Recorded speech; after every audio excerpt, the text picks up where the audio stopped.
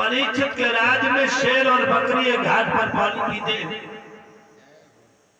पांचों पांडव हिमालय को चले गए और राजा किसे बना गए?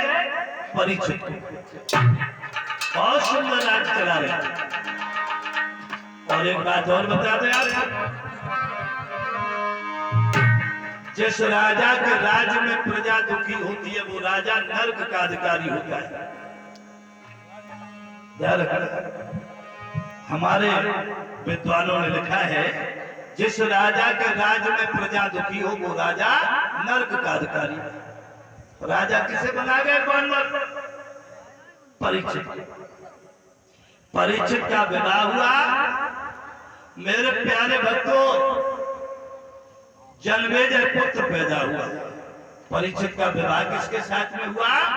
नबलदे के साथ। नबलदे रानी है, बहुत सुंदर राज्य चला रही है। ध्यान रखना, जिस राजा के राज्य में प्रजा दुखी होती है वो राजा नर्क का अधिकारी होता है।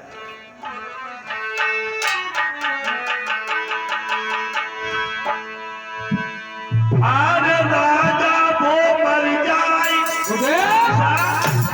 कौन सा राजा? परीक्षित महाराज, ध्यान दो। राजा वो मर जाए, प्रजा पे बेमतलब दुख तोले, और चुगलखोर बेईमान मरे जो अमृत में विषघोर।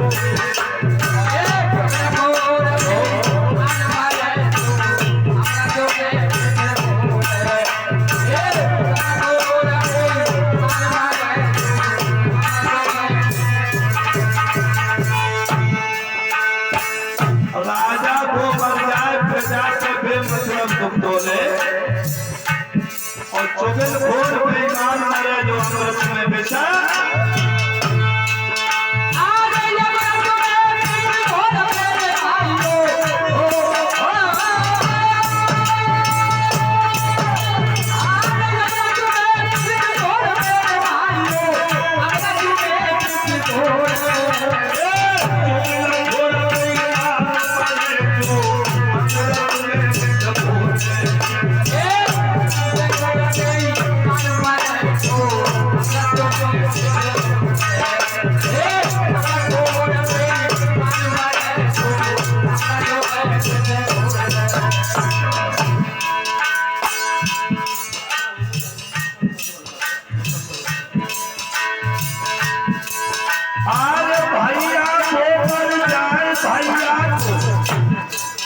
जो हिस्सा पे मरवा पे,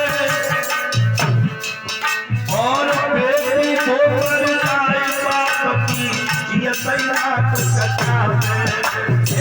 बेटी को मर जाए बाप की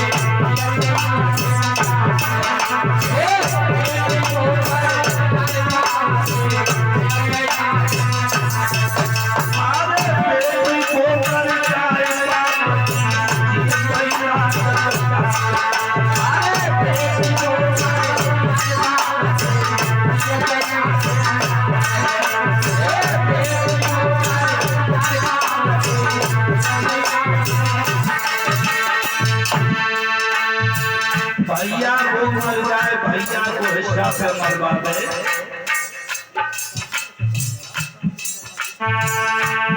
और बेटी को मर जाए बाप की जियत रात।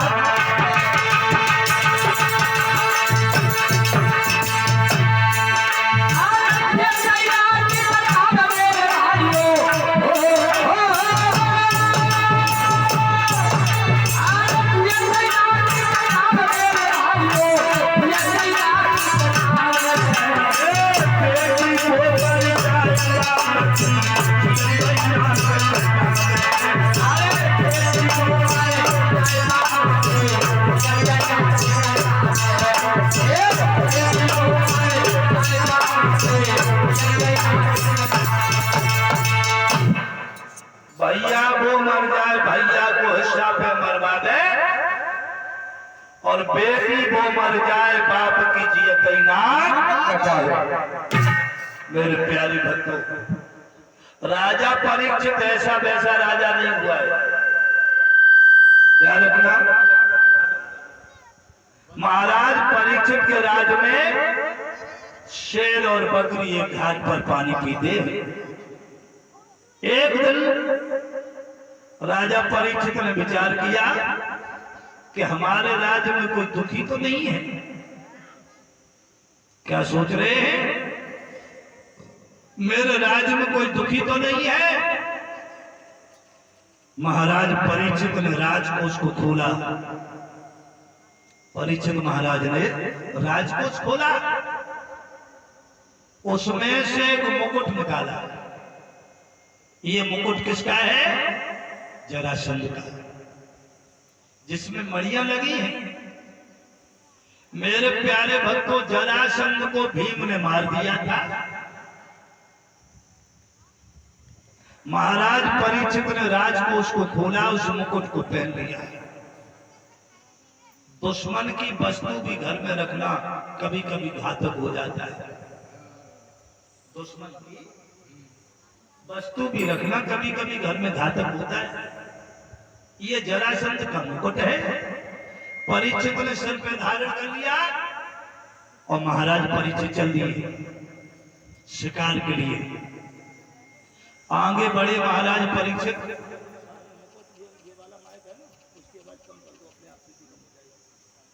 महाराज परीक्षित ने मुकुट को धारण किया और चल दिए।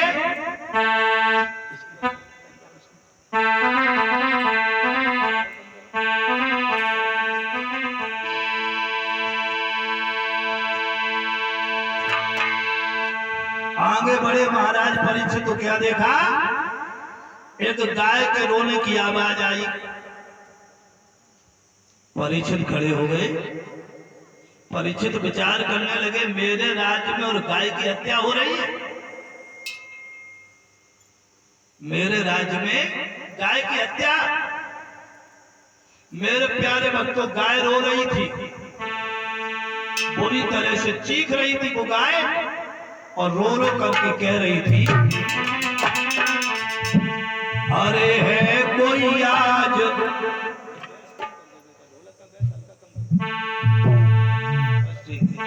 है कोई आज मेरी लाज बचाने आए।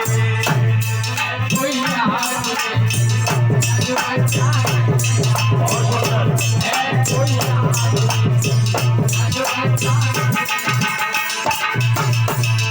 परीक्षित महाराज आगे बढ़े। गाय बुरी तरह से चीख रही है, रो रही है कोई आज मेरी आग बचाने आए।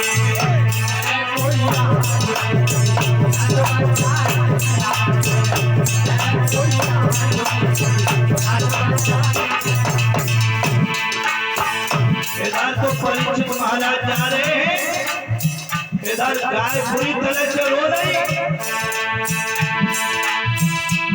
कोई आज मेरी आग बचाने आए।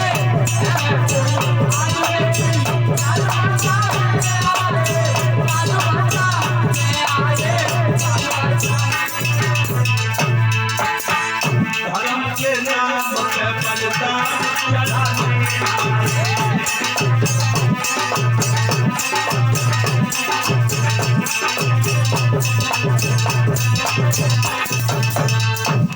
इधर परीक्षित आगे बढ़े। गाय बुरी तरह से रो रही है। परीक्षित महाराज खड़े हो गए, कहने लगे, मेरे राज्य में गाय की हत्या। मेरे प्यारे भक्तों, भगवान कन्हैया ने गायों का पालन किया तो गोपाल कहाए। परीक्षित खड़े हो गए। जहां गाय की हत्या, ब्राह्मण की हत्या, बेटी की हत्या हो जाए, उस घर का पानी पीना पाप होता है। गाय, ब्राह्मण, साधु, संत और बेटी की हत्या, वहां पानी भी पीना पाप है। परीक्षित खड़े हो गए और कहने लगे, कौन है रे पापी, इस गाय को क्यों मारा है? तब तक गाय पास में पहुंचा। वो काला गुरु चंडाल जो गाय को मार रहा था, उसका नाम कलयुग है। आज की कथा बड़ा ध्यान से सुने आप लोग। और उस गाय के पीछे एक लंगड़ाता हुआ बैल आ रहा है। परीक्षित ने पूछा, भाई इस गाय को क्यों मारे? बिल्कुल काला मारे जैसे। ध्यान रखना, तेरे जैसा नहीं, तू तो बाहर से भी काला है, अंदर से बहुत काला है। सुबह उठ करके भट्टा सा चलाता है, बीड़ी बहुत पीता है, तेरे जैसा। वो कलयुग था। क्या नाम था? कलयुग। ध्यान रखना, कलयुग नाम है। हमारे बिहारी का जोड़ीदार है पीछे। चिंता मत करो, तुम्हारा भाई मिल गया यहाँ पर। कलयुग नाम है। परीक्षित ने पूछा कि भाई इस गाय को क्यों मार रहे हो? हमारे राज्य को छोड़ दीजिए और ये बताओ जब पीछे लंगड़ाता हुआ ये कौन है? बोला ये धर्म है। ये बैल नहीं है, ये धर्म है। कलयुग कहने लगा, महाराज आगे समय बहुत खराब आ रहा है। परीक्षित बोले, मेरे राज्य को छोड़ दो और दूसरी जगह चले जाओ। महाराज परीक्षित ने कहा कि मेरे राज्य को छोड़ के दूसरी जगह चले जाओ। मेरे राज्य को छोड़ करके दूसरे राज्य में चले जाओ। बोले नहीं जाऊंगा। परीक्षित बोले, हमारे राज्य को छोड़ करके चले जाओ। बोला नहीं जाऊंगा, आगे समय बहुत खराब आ रहा है। क्या बोला? महाराज आगे वो समय आ रहा है, बेटियां न कोई जानेगा। कलयुग बोला, और ये सत्य है। जो कलयुग ने कहा वही हो रहा है। आगे वो समय आ रहा है, बेटियां न कोई जानेगा। और बनियादी पाखंडों की धर्म को न कोई जानेगा।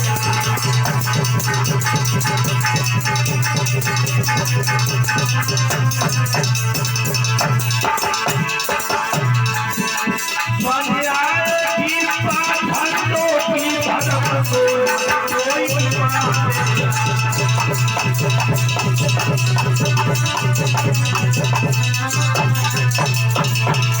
और सुनिए, कलयुग बोला महाराज परीक्षित से, क्षत्रिय कायल हो जाएंगे। सुनो महाराज, क्षत्रिय कायल हो जाएंगे, आगे चलकर गए हो। और सुनो, पढ़िए अधिकार न पाएंगे। तीनों का भोजन पूछ करके पापी जन प्यास खाएंगे।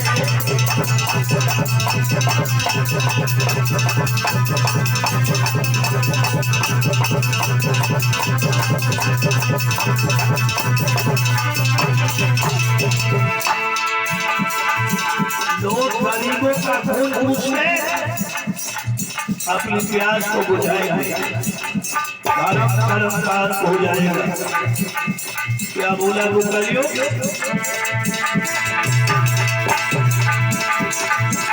तीनों का खून पूछ करके पापी जन प्यास बुझाएंगे। तीनों का खून पूछ करके पापी जन प्यास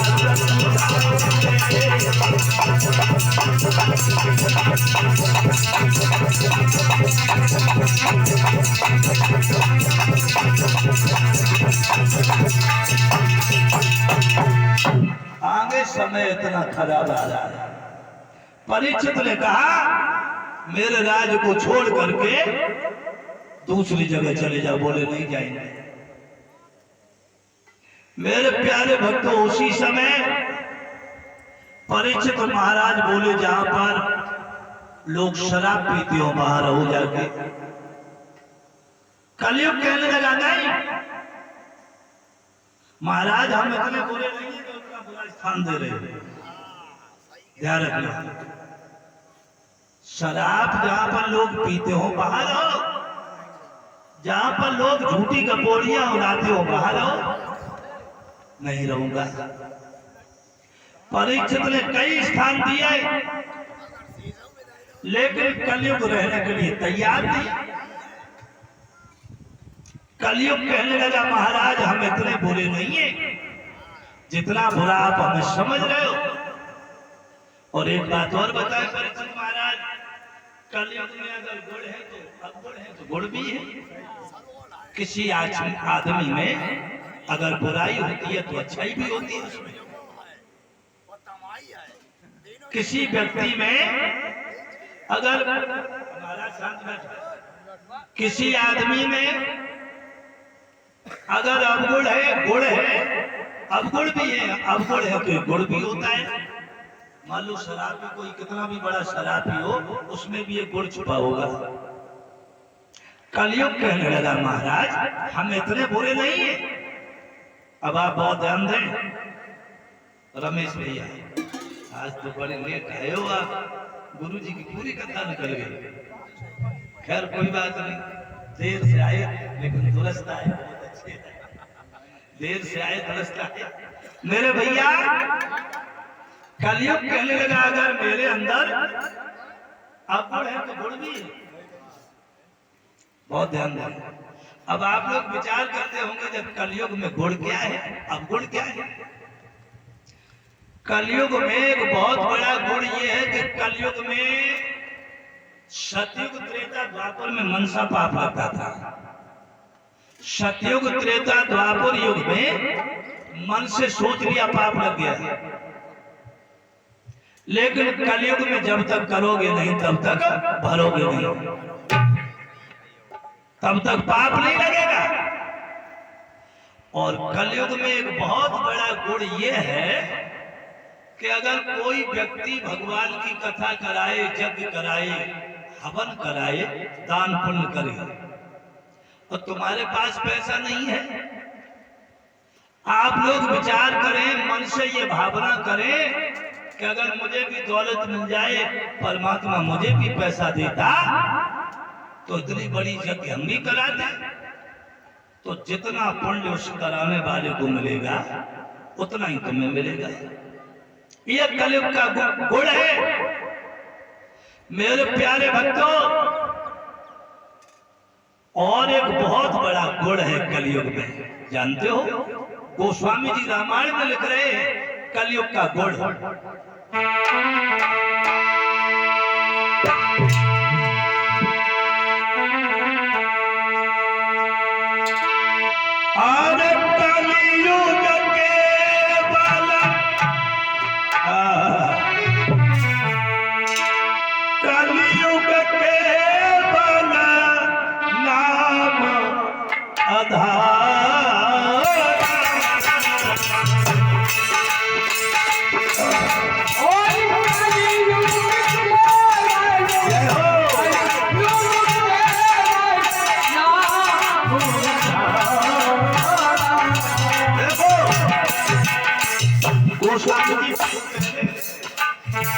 कलयुग में कलयुग की बड़ाई कर रहे हैं।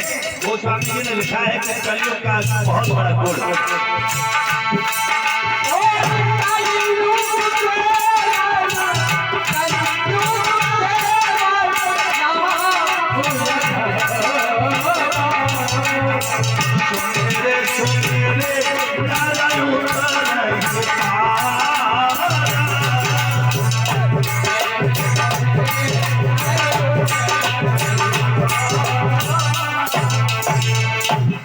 कलयुग केवल हर गुण गाहा, कलयुग केवल नाम आधारा और सुमेर सुमेर नर उतरे। बहुत बड़ा गुण है। केवल परमात्मा का नाम मन में स्मरण करो, सच्ची भावना से भगवान का नाम लोगे तो निश्चित कल्याण हो जाएगा। चाहे तुमने पांचों ही महापाप क्यों न किए हो। वैसे पाप तो हजारों होते हैं, महापाप कितने होते मालूम है? 5। गुरुजी ने कल बताया। पहला महापाप कौन है जर्मन भाई? मदरा पान करना। तुम्हारे यहाँ तो कोई पीता नहीं? कोई नहीं पिया। पी ले तो कबो कबो मारो। पीछे लोग हंसने लगे हैं। इसका मतलब है दाल में काला है। ऐसा सुतना है पूरी दाल ये करिया। कोई लगा तो महाराज आवे। मेरे भैया पहले नंबर का महापाप है शराब पीना। चरखी न खेती मेड़ पर कुआ का महलागान बेदखल कैसे हुआ? राखी थी वैश्या, खाए थे पुआ और पीनी थी शराब और खेलो तो जुआ। पांडवों ने क्या खेला? जुआ। धर्मराज दुष्टन ने द्रौपदी को भी दांव पे लगा दिया था। पांडव जो है जब जुआ खेले थे, मेरे प्यारे भक्तों हस्ती बर्बाद हो गई। अरे जुआ जुआ पांडवा हारे।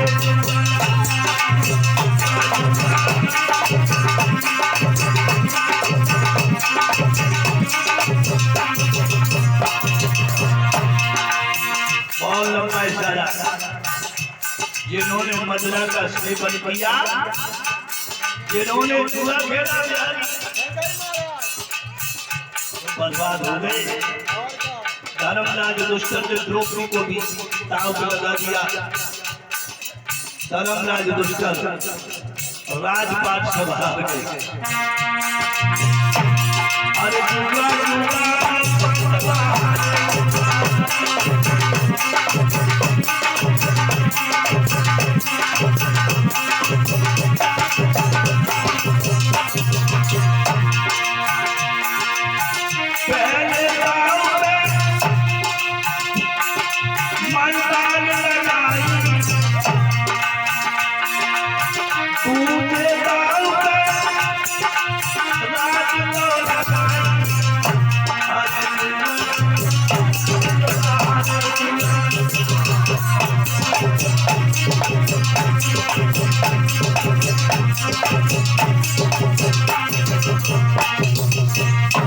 मेरे भैया ये विनाश की जड़ मदरा का।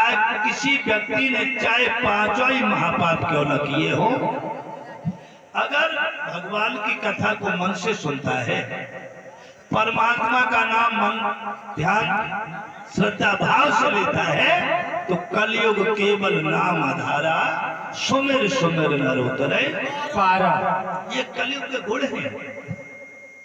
और भैया अवगुणों की तो ये खान है। अब आप लोग विचार करते होंगे कि इसमें अवगुण क्या है कलयुग में? गुण तो हमने बता दिए, अब अवगुणों की तो ये खान है।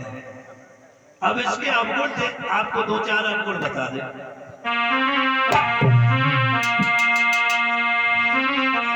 अरे संतन की कदर नाए भूकन के सत्कार। क्या बात है संतन की कदर नाए भूकन के सत्कार। काल को लेके कई होशियार, सीधे साधे भोले भाले लोग रहे जमा। शाह को बतावे चोर चोर करके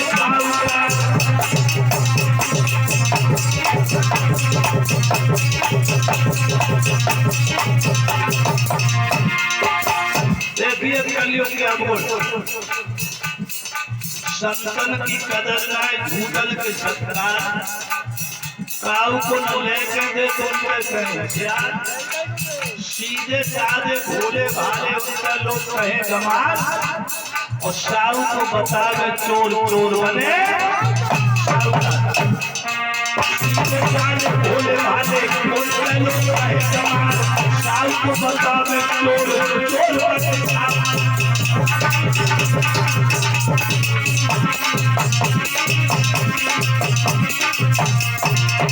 और बताएं इस कलयुग में बहुत बड़ा दोष।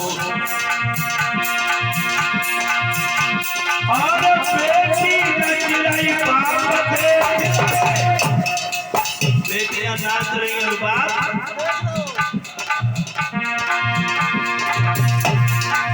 बेटी नाच रही बाप देख रहे और तन का नहीं शर्माए सलीम जमा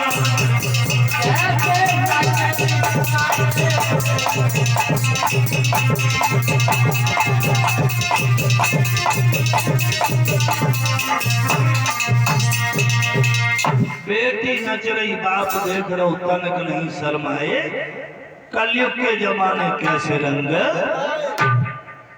परीक्षित कहने लगे ठीक है हम तुम्हें एक और जगह दे रहे हैं। परीक्षित ने विचार किया परीक्षित ने विचार किया कि दादा परदादा सोने के पीछे लड़के मरिए कौरव पांडव धन के पीछे लड़के मरे।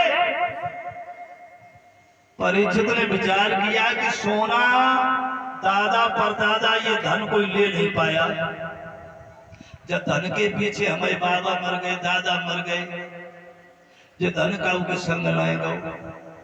परीक्षित ने कहा कि एक काम करो तुम सोने में बाज करो। अब तो कलयुग हंसने लगा। महाराज परीक्षित सोने का मुकुट पहले है। किसका मुकुट है? अब आप लोग ये मत समझे कि सोने में कलयुग का बात है। सोने में है सोने में कलयुग प्रवेश कर गया सोने में कलयुग का वास है याद रखना। लेकिन कौन से सोने में कलयुग का वास है? बाबा जी तुम शांत हो जाओ महाराज अष्टावक्र जी बैठे रहो शांति से। तुम्हें पता है कौन से सोने में कलयुग का वास है?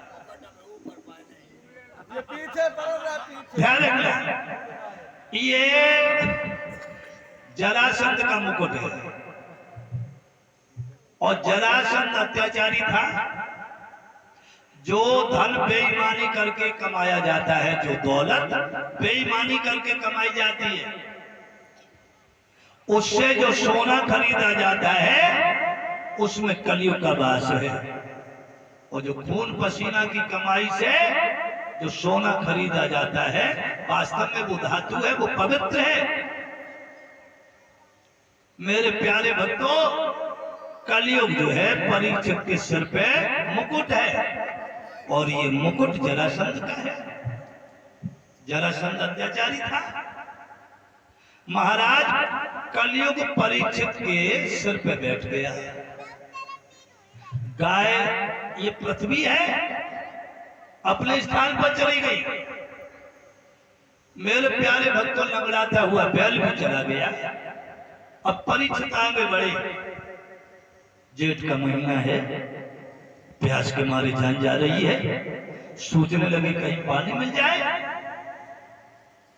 आगे बढ़े तो क्या देखा एक महात्मा की कुटिया पर पहुंचे। संत की कुटिया और संत के दर्शन कब होते हैं? परमात्मा की जब बहुत बड़ी कृपा होती है तब संत के दर्शन होते हैं। भगवान के भक्त विभीषण और हनुमान जी का मिलन हो रहा है। हाँ लंका में जब मिलन हुआ है तो विभीषण कहते हैं अब मोए भा भरोस हनुमंता और बिन हर कृपा मिले नहीं संता। जब तक परमात्मा की कृपा नहीं होती है तब तक सच्चे संत के दर्शन होते ही नहीं। महाराज लोमस ऋषि के आश्रम पे पहुंच गए लोग परीक्षित।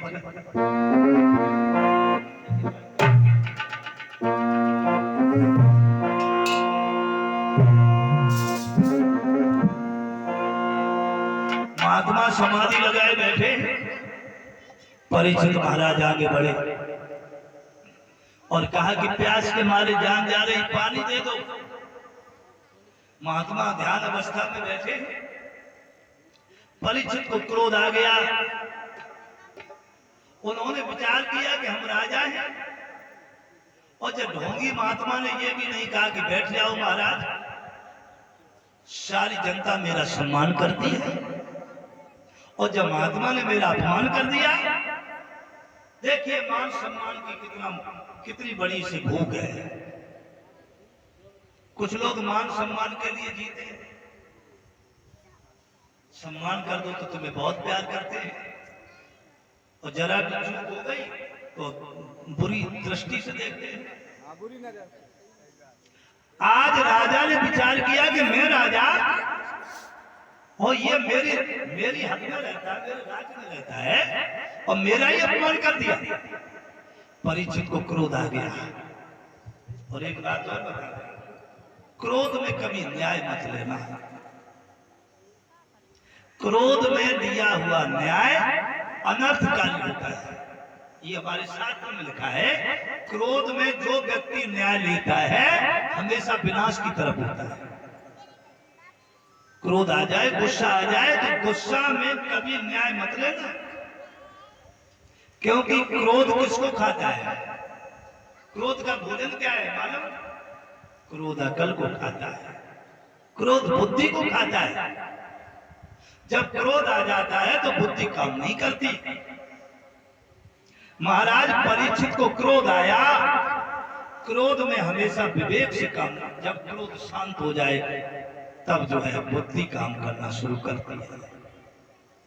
परीक्षित को क्रोध आ गया, उन्होंने धनुष की नोक से मरा हुआ सर्प उठा लिया, उस महात्मा की गर्दन में मरा हुआ सर्प डाल दिया। बताओ, राजा होकर के ये सेवा दे रहे हैं। एक महात्मा जो समाधि लगाए बैठे,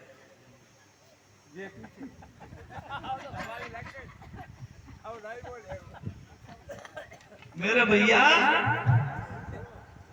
हाँ तो नए नए कार्टून इकट्ठे हुए। मेरे प्यारे श्री सुखदेव जी वर्णन करते हैं, राजा आप बेहतर न जाए इसमें। आज वही परीक्षित एक राजा होकर के और महात्मा की गर्दन में सर्प डाल दिया। संतन की निंदा करे,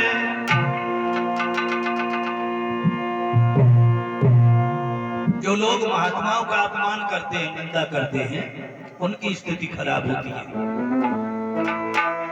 संतन की निंदा करे और कड़वे वचन सुनाई, और तेगर कुत्ता होते हैं बेघर घर डंडा।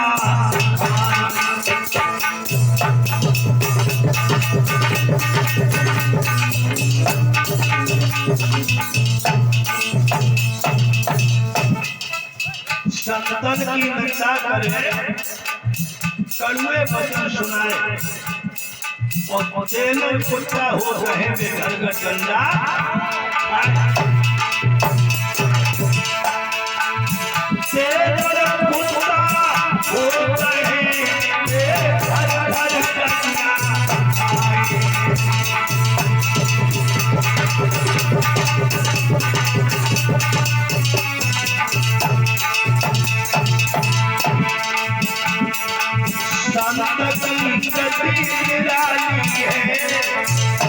याद रखना, संत की गति निराली है, वो भले धोती खाली है।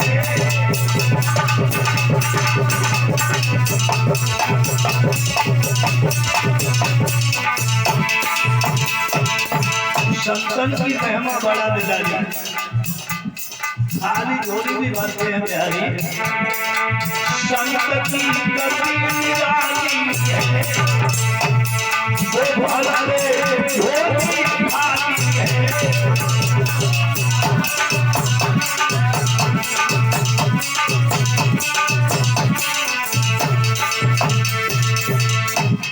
बड़ी गति होती है, बड़ा करिश्मा होता है महात्माओं में। राजा परीक्षित चले गए, इधर लोमस ऋषि के पुत्र का नाम था श्रृंगी ऋषि। श्रृंगी ऋषि को जब पता चला मेरे पिता की गर्दन में किसी ने मरा हुआ सर्प डाल दिया, तो श्रृंगी ऋषि को क्रोध आ गया। श्रृंगी ऋषि ने हाथ में जल लिया और जल को लेकर के श्राप दे दिया, जिसने मेरे पिता की गर्दन में मरा हुआ सर्प डाला हो, मैं उसे श्राप देता हूं, साथ में रोज उसे तक्षक नाम जैसे तक्षक नाम खाएगा उसे। मेरे प्यारे भक्त को श्राप दे दिया। राजा परीक्षित को जब पता चला कि मुझे श्राप लग गया, 7वें दिन मेरी मौत हो जाएगी। और एक बात और बता दे, 7वें दिन में हमें और तुम्हें यहां से कहे भैया नंगला बिका के हमारे भाई 7वें दिन में जाना है। इतवार, सोमवार, मंगलवार, बुधवार, गुरुवार, शुक्रवार, शनिवार और फिर आगे इतवार। भैया इन्हीं दिनों में हमें और आपको यहां से जाना है। जब दुनिया से जब हम जाते हैं, जब कहीं जाते हैं तो तैयारी करते हैं कि हमें दिल्ली जाना है, नोएडा जाना है, मथुरा जाना है, आगरा जाना है, तैयारी करते हैं। जब यहां से दिल्ली, नोएडा, मथुरा, क्यों जीतू, जब तुम दिल्ली जाते हो तब तैयारी करते हो कि हमें जाना है। और यहां से जो शरीर छोड़ने के बाद कितनी दूर जाना है मालूम है? 99,000 योजन। ये भागवत में लिखा है 99,000 योजन। एक योजन होता है 4 कोस का। एक योजन 4 कोस का और 99,000 योजन जाना है। वहां की कोई तैयारी है? वहां की तैयारी क्या है? नाम धन का खजाना बढ़ाते चलो, कृष्ण गोविंद गोपाल गाते चलो। बस यही साथ में जाना है मेरे भैया, और कुछ नहीं।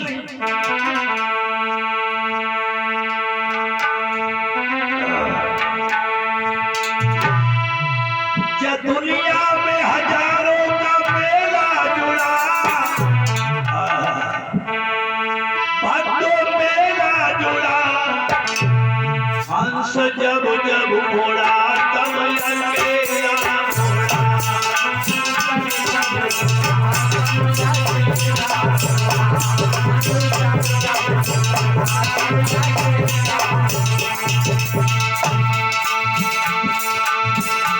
दुनिया में हजारों का मेला जुड़ा और हंस जब जब उड़ा तब अकेला उड़ा। हंस जब जब उड़ा तब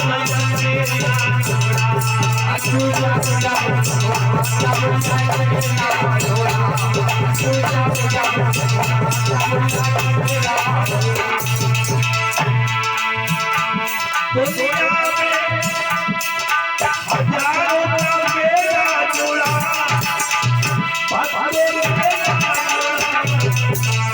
हंस जब जब उड़ा तब अकेला उड़ा।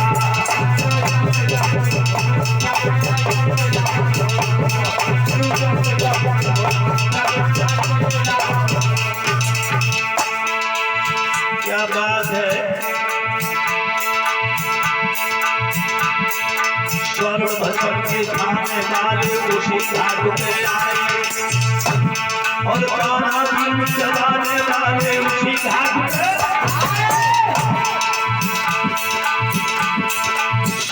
सारा उड़न वाले उसी घाट पे आए और दिल का फल के मरने वाले उसी घाट पे आए। लाखों पति के संग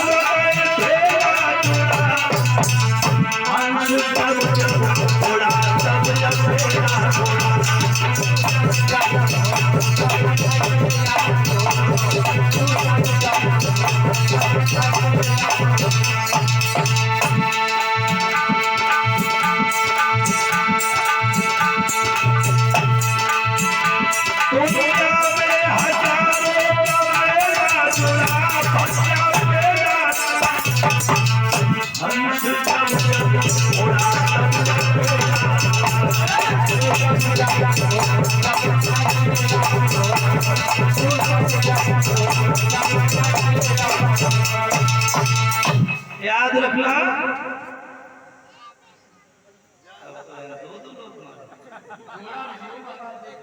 भाई एक तो पहले ही से थे यहाँ पे। मिल गया भाई तुम्हारे। बोलो आनंद कंद भगवान की जय हो बोलो हनुमंत लाल महाराज की जय हो। मेरे भाइयों 7 ही दिन में हमें और आपको यहाँ से जाना है। राजा परीक्षित को जब श्राप लगा 7 दिन में मेरी मौत हो जाएगी। महाराज परीक्षित ने राज को छोड़ दिया और राज को छोड़ करके महाराज परीक्षित शुक्रताल में पहुंचे। कहां कथा सुनी थी मालूम है? मुजफ्फरनगर के पास में शुक्रताल पड़ता है।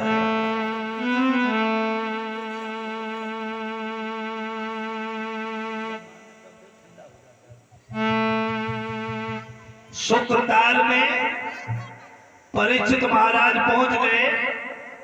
बड़े बड़े ऋषि मुनि आने लगे, अपना अपना अपनी अपनी बुद्धि से मुक्ति का उपाय बताने लगे। महाराज परीक्षित बैठे हैं, इतने में श्री सुखदेव महाराज का पदार्पण हो गया। ये व्यास जी के बेटा है। बोलिए श्री सुखदेव महाराज की जय हो। पहुंच गए श्री सुखदेव महाराज।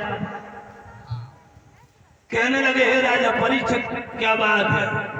जवाब दिया महाराज हमसे एक पाप हो गया, हमसे एक पाप हो गया। हमने एक महात्मा का अपमान कर दिया है। हमारी मुक्ति कैसे होगी? मेरी मुक्ति का उपाय बताओ। श्री सुखदेव जी कहने लगे हे राजा परीक्षित कोई कितना भी बड़ा पापी क्यों ना हो, अगर कोई भगवान की कथा को मन से श्रवण करता है तो निश्चित उसका कल्याण होता है। तुम भगवान की कथा को मन से एकाग्र चित्त होकर के भगवान की कथा को सुनो, तुम्हारा कल्याण होगा। श्री सुखदेव महाराज परीक्षित को कथा सुनाने लगे। अब कथा यहां से प्रारंभ होती है, बड़े ध्यान से आप लोग सुने। कथा सुनने से पहले सभी लोग मिलके एक भगवान का कीर्तन करें, जिससे मन और वाणी पवित्र हो।